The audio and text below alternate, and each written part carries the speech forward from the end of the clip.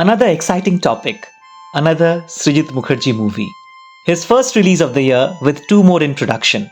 He had 5 releases last year, 3 films and 2 web series. In 2023, it was 2 web series and a film, and in 2022, 4 films and a web series. It is a topic for another day of how it is possible to churn out cinema in such factory-modeled approach, and whether such products can go beyond surface-level sensations like we keep on complaining about a Srijit Mukherji film.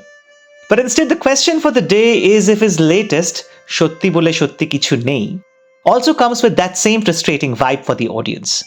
Of that shiny candy floss that's always shallow inside. Well, no, it isn't. Yes, you hear us right. Shotyi Bole Shotyi Kichhu Nei has its own set of flaws, but not shallow. Not all gimmick, like most of Srijit movies, and the criticism that it invites is for its content and not for the lack of it. Let us discuss. As known to everyone by now, Shotyi Bole Shotyi Kichhu Nei is inspired from Basu Chatterjee's Ek Ruka Hua Faisla, which in turn is an adaptation of Sydney Lumet's 12 Angry Men, adapted by Reginald Rose from his 1954 teleplay. It has led to many more adaptations in the past, from China to Germany to Russia, thanks to its universal theme that finds context in any society and time. We hear Srijit had the script written some time back, which he modified to fit the present-day socio-political context of Bengal. And truth be told, he does a decent job here. Not every day do you find a mainstream Bengali movie vocal about the politics of religion and fundamentalism, talk about Bengali snobbishness towards domestic immigrants, or address gender politics and its toxic origins. Including 2 women within the Angry Men is a welcome inclusion, and the entire setup happening inside Kaushik Ganguly's guilt-ridden mind as the imagined jury appears to examine him at a meta layer, giving a metaphorical meaning to the title of the film, beyond the reference to the Baishe Shravan song. The positives also flow into the social politics, unlike the cosmetic class politics of Tekka that works more as a MacGuffin, or the theological aspects of Dosham Avatar. That's more of a starring trailer than much to do for the film. The social politics of Shotyi Bole Shotyi Kichhu Nei at least comes with a straight-faced discourse in its screenplay, and a positive intention to go beyond the surface. But in spite all that, what holds the film back is also the same screenplay's constant need to entertain the audience with comic punchlines and repeated caricatures. Not that these punchlines aren't well written, mostly they are, but a witty one-liner, quickly followed by a thought-provoking dialogue, often reduces the gravity of the topics and discourse. It is as if the film has to do everything at the same time. Serve us ample food for thought and also tickle us on the ribs, put a strong political statement, and then pass on some cinema reference to excite the Bengali cinephile. Parambrata Chatterjee tries hard but falls victim to the script. His efforts work to an extent towards the end of the film, but otherwise it's the feminine antics that hit your attention more than the politics at play. Shotyi Bole Shotyi Kichhu Nei could have been a much elevated film with Rituparna Ghosh playing this character. As we understand, Srijit had originally written the script with him in mind. Or for that matter, any other actor or director with a focus on the essence of a homosexual man rather than the popular ideas of the animated expressions. Rahul Bandyopadhyay's characterization is a perfect example that way. The actor excels without any caricatures, as the screenplay also treats his social identity to be incidental, thus contributing to the politics of the proceedings. So you would wonder how come there be such conflicting tones in the same film? Well, the answer is obvious. To keep the religious identity of Rahul's character incidental is a direct derivation of the original script of 12 Angry Men. A plot point Reginald Rose used to convey how mental blocks are related to social backgrounds, something Srijit subverts for religious background and does well.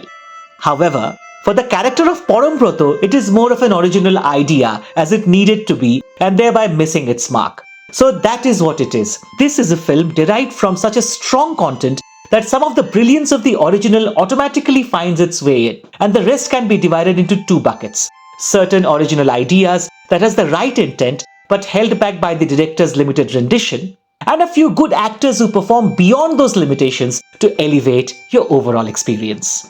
The flashbacks didn't work for us at all. Remember how Sydney Lumet establishes each individual character and the tension among them with no use of flashbacks, confining everyone within a single room. Srijit is no Lumet, goes for flashbacks to ooze drama and to avoid the one-room monotony. And that is fine. But why do these flashbacks come across as so amateurish? such on your face that it feels to be written by some rookie scriptwriter? And why such incompetent side actors? A perennial problem of Bengali cinema that continues in this film.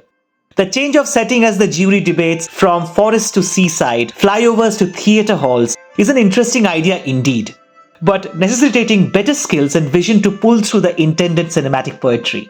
Instead, they perhaps confuse the audience base, not so exposed with surreal settings, and for the others, they come across pretty novice.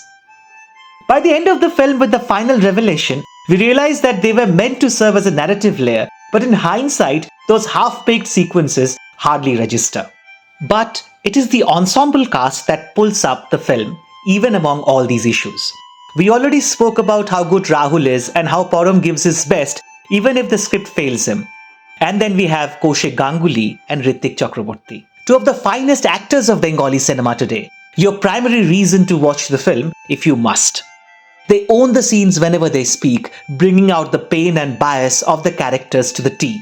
Anirban Chakraborty does deceptively well in a role that could easily have gone caricaturist, while veteran Falguni Chatterjee portrays the subtle pathos of his character with only a handful of scenes. Kaushik Sen is decent enough.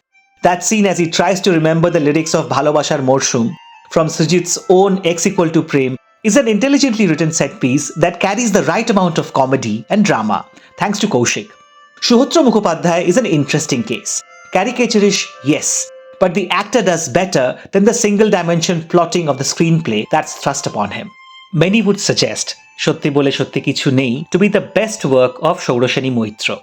Yes, that scene with Anirban Chakraborty on the seaside setting is indeed a breakout point for the actor. But till that point in the film, she comes across pretty reductive. Kanchan Mollik and Arjun Chakraborty are not much beyond their regular self, however, never hurting the film. The only disappointment perhaps is Ananya Chatterjee. In some sort of a comeback, as the underrated actor hardly does justice to her abilities. Nevertheless, as far as performances are concerned, positives are in plenty, as the ensemble cast carries most of the weight of the film as against the director or the screenplay, as was the case for 12 Angry Men. A film like 12 Angry Men comes around once in a lifetime, a microcosm that suggests an entire world outside the frame, reimagined for different countries and cultures and recast to reflect a more inclusive world over the years. We appreciate Srijit's attempt to try the same for contemporary Bengal, a timely adaptation, we must say. But if only the man can aspire a little more beyond the claptraps, punchlines and endgame fetish, perhaps he could do better justice to his love and tributes to cinema.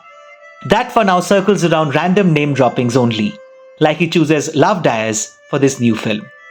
Shotyi Bole Shotyi Kichhu Nei has its share of positives, definitely one of the better works of Srijit Mukherji, but we expect and deserve more. That is all from us today. Thank you for watching.